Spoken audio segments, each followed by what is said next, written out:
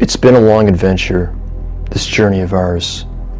From the first day that we started down this path of trying to understand why the girls decided to walk through Jester Park at close to midnight, when there seemed to have been so many better and safer alternatives for them, paths that would have easily made this crime avoidable.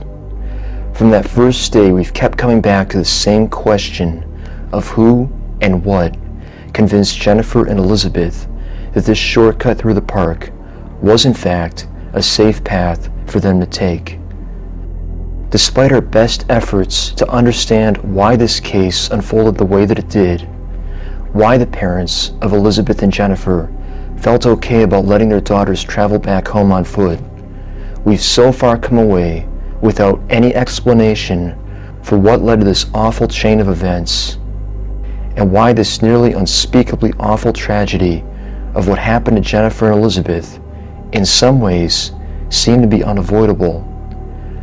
There are pieces of this puzzle that we simply don't have an answer for, or rather, we didn't have an answer for them until now. In this next segment of Innocence Lost, I'll be filling in some of those puzzle pieces that will allow us to re-examine this case, and now equipped with this new information, the things that seem perplexing and unfathomable at one time will suddenly become clear as the light of day.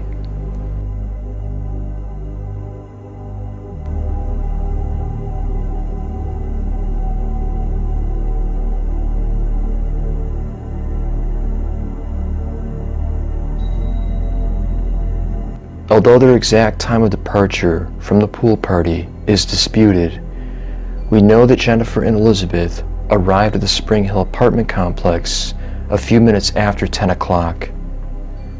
They were at the pool party for at least 45 minutes, making their likely time of departure as being around 11. During their stay, Elizabeth Pena was paged by her friend Vanessa Rivera. Elizabeth asked Chris, Gina Escamilla's former boyfriend, if there was a nearby payphone that she could use to call Vanessa back. Chris pointed to a payphone that was near the pool, and Elizabeth went to use it. This phone call most likely occurred between 10:25 and 10:45 that evening, close to when the girls were getting ready to depart from the pool party. We know that Elizabeth was in fact able to reach out to her friend, yet I find it very interesting that she made no attempt to contact her parents to request a ride back home. Upon departing from the apartment complex, the girls would have traveled east along West 34th Street until they came up to the entranceway of the Clearbrook apartment complex. From there they would have split off from their friends Gina Escamilla and Roseanne Mendoza, who had been accompanying them.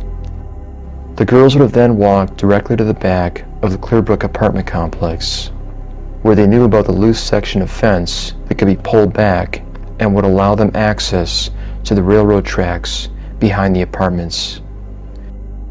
After proceeding through the fence, Jennifer and Elizabeth would have headed north along the trail until they reached the railroad tracks,